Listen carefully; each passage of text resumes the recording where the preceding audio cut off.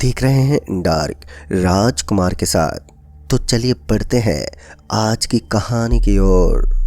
दोस्तों, मेरा नाम राहुल है और ये घटना है आज से ठीक 5 साल पहले की, जब मैं रांची में रहकर पढ़ाई कर रहा था। लॉकडाउन के कारण मेरे कॉलेज में छुट्टी चल रही थी तो मैं अपने घर पर आ गया था। मैं बचपन से बाहर ही रहकर पढ़ाई किया करता था। अपने घर में मैं बस छुट्टियों के वक्त ही कुछ दिनों के लिए आया करता था। एक बार की बात है, मैं अपने घर पर था और सुबह खाना खाने के बाद मैं छत पर धूप सेकने चला गया। मेरे घर के पीछे एक बहुत बड़ा खेत हुआ करता था, जिसे देखकर ऐसा लग रहा था मानो सालों से उस खेत में कोई फसल नहीं बोई गई हो। मैंने उस खेत को देखा तो उस खेत में बहुत सारे पौधे उग चुके थे। मैंने उस खेत की तरफ अच्छे से देखा और मुझे वो खेत बिल्कुल ही सामान्य सी लगी। फिर मैं थोड़ी देर के बाद नीचे आ गया और रूम में जाकर गेम खेलने लगा। थोड़ी देर के बाद मेरी माँ उस रूम में आई तो मैंने अपनी माँ से पूछा, मम्मी ये बगल वाली खेत किसकी है? मेरी ये बात सुनकर मेरी माँ के चेहरे के तो रंग उड़ गए। वो कहने लगी, उस खेत में किसी को भी जाना मना है, और हाँ छत पर जाना है तो जाओ, लेकिन उस खेत की तरफ देखने की कोई ज़रूरत नहीं है।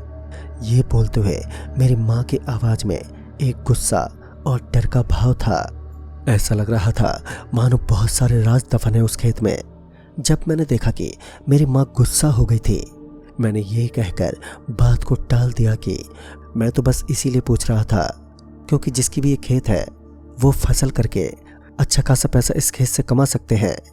उसके बाद माँ वहाँ से चली गई। मेरे मन में माँ की बातों को सुनकर और भी तरह तरह के भाव उठने लगे। रात को मैं यही सब सोचते हुए रूम में सो गया। सुबह उठा तो मैं अपने घर के पास पड़ोस के लड़कों से मिला। मैं उनसे पहले कभी नहीं मिला था क्योंकि मैं ज़्यादातर बाहर ही रहा करता था। उनसे बातों के दौरान मैंने सोचा कि क्यों ना इन लोगों से उस खेत के बारे में पूछा जाए। मैंने बिना कुछ ज़्यादा सोचे समझे उनसे पूछ ही लिया, भाई वो मेरे घर के पीछे की खेत किसकी है? जंगल भरा पड़ा है उसमें। मेरी ये बातें सुनते ही वो लोग एकदम से चुप हो गए और फिर एक लड़का जिसका नाम रवि था मुझे घूरते हुए बोला, आप नए हो इसलिए सब पूछ रहे हो, बस इतना समझ लो कि उधर जाना मतलब मौत की तरफ जाना है। मैंने हैरानी से उनकी ओर देखकर पूछने लगा कि क्यों भाई, भूत है क्या? जिस पर रवि ने कहा, हाँ, और वो भूत किसी को भी नहीं छोड़ता, चाहे वो कोई बच्चा हो या बूढ़ा, फिर चाहे वो मेरे पिता ही क्यों ना हो, वो खेत सबको अपने अंदर निकल लेता है। रवि की बातें सुनकर मैं एकदम से चौंक गया और इस बारे में और पूछने लगा। तभी उसके घर से किसी ने उसे अंदर बुला लिया।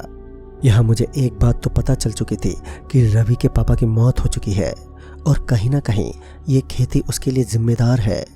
मुझे ये सब किसी पाखंड की तरह लग रहा था। मुझे लगा जैसे उन्हें कोई भूत प्रेत के नाम पर बेवकूफ़ बना रहा है। लेकिन अब जो भी हो, मेरे मन में उस खेत को लेकर कई सवाल थे जिसके जवाब जाने बगैर मैं रह नहीं पा रहा था। मैं शाम को अपने छत पर चढ़ा और उस खेत की तरफ नज़र टिकाए बैठ गया। थोड़ी देर में वहाँ मुझे एक अजीब सी हरकत महसूस हुई, लेकिन अब तक थोड़ा अंधेरा हो चुका था जिस वजह से मुझे कुछ साफ साफ दिखाई नहीं दिया। मुझे लगा जैसे कि कोई उस खेत में है, पर कौन है? मैं ये सोच ही रहा था कि अचानक से मुझे उस खेत के पास से कुछ चमकती हुई चीज़ एकदम से दिखाई दी। ये बिल्कुल ऐसा लग रहा था जैसे कि वो चीज़ एक टॉर्च हो। मैंने सोचा कि जब यहाँ के लोग उस खेत में जाने से भी डरते हैं तो इस वक्त कौन हो सकता है। अब मेरे मन में इस खेत के प्रति कई तरह के भाव आने लगे। अंधेरा हो चुका था और आज मौसम भी थोड़ा अजीब सा था। ऐसा लग रहा था मानो थोड़ी ही देर में यहाँ ज़ोरदार बारिश होने वाली हो। वो रोशनी जगमगाने लगी और अब मैं खुद को रोक ही नहीं पा रहा था। मैंने इस वक्त उस खेत की ओर जाने का सोचा। मैंने सोचा कि क्यों न इस बार वहाँ पर जाकर देखा जाए कि आखिर वहाँ क्या है। और जब लोग इतना ही डरते हैं तो इस वक्त उस खेत से ये रोशनी कैसी है। मैं तुरंत ही अपने छत से नीचे आया और सबसे पहले अपनी माँ को ढूंढने लगा। जब मुझे मेरी माँ घर पर नहीं दिखी तो मैंने सोचा कि शायद वो बाहर होंगी। मेरे लिए यही मौका था उस खेत में जाने का, क्योंकि मुझे पता था कि मेरी माँ मुझे उस तरफ बिल्कुल भी नहीं जाने देंगी। फिर अपने घर के पीछे वाले गेट को चुपके से खोलने की कोशिश करने लगा और जब गेट खुली तो मैं हैरान था, क्योंकि मुझे मेरे गेट के पीछे किसी के पैरों के निशान दिखाई दिए। ध्यान से देखने पर पता चला कि ये पैरों के निशान मेरी माँ के हैं। मैं तुरंत ही उन निशानों की ओर बढ़ने लगा और उस निशान का पीछा करते करते मैं उस खेत के बिल्कुल बीच में पहुंच गया। फिर अचानक से मुझे मेरे घर के अंदर से मेरी माँ की आवाज़ सुनाई दी। मैं समझ गया था कि ये पैरों के निशान मेरे माँ के नहीं थे। मैं इससे पहले कुछ सोच पाता कि अचानक से मेरे आगे बनी वो पैरों के निशान न जाने कहाँ गायब हो गए। मैं ये देखकर हैरान था, पर तभी अचानक से मेरे पैरों के नीचे की ज़मीन किसी दलदल में बदल गई। मैं धीरे धीरे उस दलदल में धंसता ही जा रहा था। मैंने चीखने की कोशिश की, पर मेरी चीख की आवाज़ के साथ एक अजीब सी हवा का झोंका न जाने कहाँ से आ गया।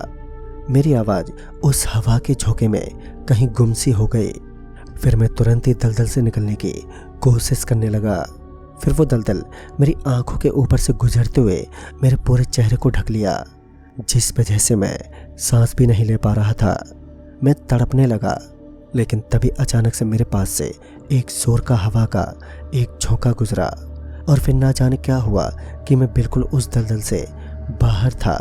मेरे कपड़े बिल्कुल ठीक ठाक थे। मैं कुछ सोच पाता कि इससे पहले मैंने खुद के सामने एक बूढ़े आदमी को अपने सामने ज़मीन के अंदर देखा, जो अपनी पत्नी के साथ वहाँ ज़मीन के अंदर धंसे हुए थे। उनकी हालत बहुत ही ज़्यादा ख़राब थी। ऐसा लग रहा था जैसे किसी ने उन्हें मारकर यहाँ पर आधा ही दफना दिया हो। मैं उनके लिए हमदर्दी महसूस ही कर रहा था कि अचानक से उनकी आंखें खुली। ये देखकर मैं बहुत ही खुश था, पर अचानक से मेरी खुशी डर में बदल गई जब मैंने ये एहसास किया कि उन दोनों की गड़ी हुई लाश के पास काफ़ी सारे जंगल उगे हुए हैं। मैं समझ गया कि हो ना हो किसी ने उन्हें काफ़ी समय पहले ही यहाँ पर दफनाया है और अब तक इनकी यहाँ मौत हो चुकी होगी। लेकिन इनकी आँख खोलने की वजह से मैं समझ गया था कि ये कोई जिंदा इंसान नहीं, बल्कि कोई भटकती रूह है। शायद ये खेत इनका ही है और किसी ने इन्हीं के खेत में इन्हें दफना दिया है। देखते ही देखते उस मुर्दे ने अपनी आंखें खोलकर मेरी ओर घूरने लगा। उसकी आंखें पूरी तरह से नीली थी। ऐसा लग रहा था मानो किसी ने उसकी आंखों में नीले रंग को डाल दिया हो। ये देखकर मेरे दिल की धड़कनें बढ़ने लगी और तुरंत ही मैं वहाँ से भागने की कोशिश करने लगा। लेकिन मुझे मेरे आगे भी उन्हीं लोगों को आधा दफनाई हुई जिंदा लाश दिखी। मैं मन ही मन भगवान को अब याद करने लगा और वहाँ से उस ओर भागने लगा जिस ओर से मैं आया था। मैं कुछ समय तक तो भागता ही रहा और मुझे ऐसा लगा जैसे मानो मैं घूम फिर के उसी जगह पर वापस आ गया हूँ। जब मैं थक हार कर एक जगह रुका तो मेरे ठीक नीचे से मैंने एक इंसान की आधी खोपड़ी देखी, जो कि पूरी तरह अब सड़ चुकी थी। उसे देखकर मैं चिल्लाया और इस बार मेरी चीख मेरी माँ ने सुन ली।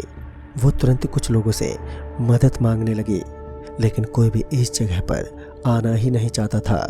दूसरी तरफ मैं खुद इस जगह से निकलने की कोशिश करने लगा और फिर मैंने अपने छत के ऊपर देखा और अपने घर की ओर भागने लगा। रास्तों की हवाएं मुझे ऐसा करने से मानो रोक रही थी। इस वक्त मैं बुरी तरह से अब डर चुका था और फिर अपने घर तक पहुंचने के बाद जल्दी से उसके अंदर आ गया। अंदर मेरी माँ ने मुझे गले लगा लिया और वो फूट फूट कर रोने लगी। उस दिन के बाद से उस खेत के चारों ओर वहाँ के लोगों ने एक लोहे की तार से घेरा बांध दिया है, ताकि कोई भी मुसाफिर भटकते हुए वहाँ पर ना चला जाए, वरना शायद वो भी वहीं दफन हो जाएगा। तो दोस्तों, इस कहानी में बस इतना ही। कहानी आपको पसंद आई हो तो लाइक शेयर जरूर करें और साथ ही हमें कमेंट बॉक्स में ज़रूर बताएं। तो मैं आपका दोस्त राजकुमार जल्द ही मिलूँगा ऐसी ही एक नई कहानी के साथ। तब तक के लिए बाय एंड टेक केयर।